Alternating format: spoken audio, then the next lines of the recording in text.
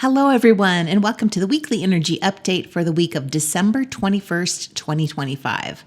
I'm Renee Spears, a spirit guide channeler and spiritual mentor, and I'm coming to you from chilly and beautiful Bozeman, Montana. Every Sunday, I share the energy for the week ahead, and I also infuse the show with some positive vibes, so you get a little positive energy boost just for listening. And happy solstice! Today's the winter solstice, the shortest day of the year, and from here on out, the light slowly starts to return. And the solstice is our chance to take a minute to pause, reflect on the past and all we've been through this year, and then set some intentions for the new year. So there are 4 big energetic turning points each year, the 2 equinoxes and the 2 solstices, and the winter solstice is one of the most powerful.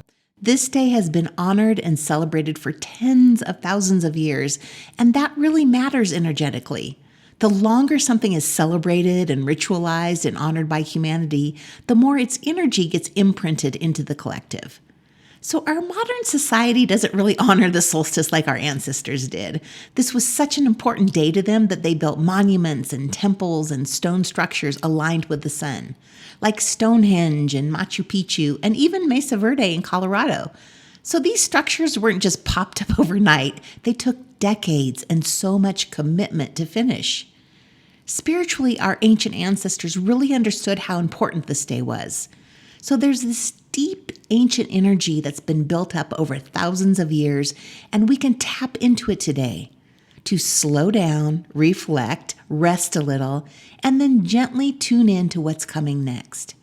And taking time to rest and reflect is more important this year than usual. Not only are we starting a new 9-year numerology cycle next year, but we're also starting a new 30-year Saturn cycle and a new 165-year Neptune cycle. So we need a break. We need time to integrate all the changes we've gone through and then let go of what we've outgrown so that there's space for what comes next. So hopefully you're able to take some time off at the end of this year and take a break. And if you aren't and you have to work, you might find that you have no drive to get anything done. You might be a little spacey, unmotivated, and unproductive. There's nothing wrong with you. The energy just doesn't support being super productive right now. And there's so much change coming in 2026. It's a 1 year in numerology. It's the year of the horse. Neptune and Saturn are starting new cycles in Aries.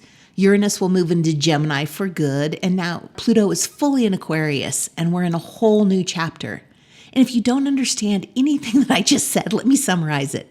It's all about change, new identities, new ways of doing things, movement, and forward momentum. But before all that begins, we get the gift of this time to rest. The solstice isn't about pushing ahead or setting big goals. It's a sacred in-between moment where we can exhale before the energy shifts from endings to new beginnings. The solstice is also the start of Capricorn season, and the timing of the solstice also being the start of Capricorn season is significant because Capricorn is ruled by Saturn, which is the planet of karma. And because of this, the solstice is also a karmic realignment point. So now, knowing how big a deal this day has been for thousands of years, especially this year before all the huge changes coming, and it being a karmic realignment point, treat it as such. Light a candle, sit in silence, journal about the past 9 years and what you want for the next 9, and be grateful for everything. Capricorn season is about getting practical and thinking long term.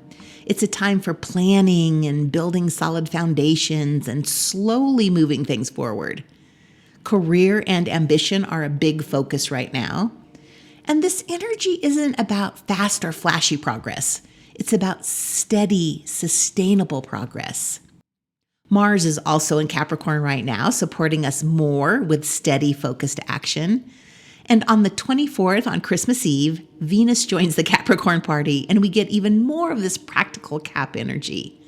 Venus, the goddess of love, in hardworking Capricorn is not a lovey-dovey placement, but a practical one. So we're asked to get practical when it comes to love and relationships. So if you live in California and you meet someone online who lives in Germany, it's time to get practical about how that's really going to work. Venus moving into Capricorn is also a positive placement when it comes to business ideas and making money. So if you have a side hustle that you want to start, this would be very supportive energy for that. So in a world of I want it all and I want it now, Venus in Capricorn is the opposite of that, and it's all about long-term vision and goals, which is exactly the energy we need as we're moving into a 1 year in numerology. A 1 year does not reward hustle. It wants clarity, devotion, and aligned, sustained action. So we get the solstice to pause, to reflect, and take a break before the next chapter starts. And then we get this Capricorn energy to help us get a plan for the year ahead and slowly start moving forward. So there's really no pressure to get anything done right now, especially today. Today is about resting, reflecting, and getting clear on what you want next. It's just about deciding, naming it, and then declaring it to the universe. This is what I'm doing next. So you don't need all the answers yet. You don't need a full plan. It's enough to just rest for a bit and trust that clarity and momentum will come when it's time. I have one more day of work tomorrow with 4 clients, and then I'm taking 2 weeks off. But don't worry, I will still be doing the podcast, and actually there are a lot of great podcasts coming out in the next 2 weeks. After Christmas, I'm going to be releasing the 2026 Astrology Forecast podcast featuring the astrologer Deborah Norton. So the astrology next year is crazy big, so much change and new beginnings, and Deborah breaks it all down for us.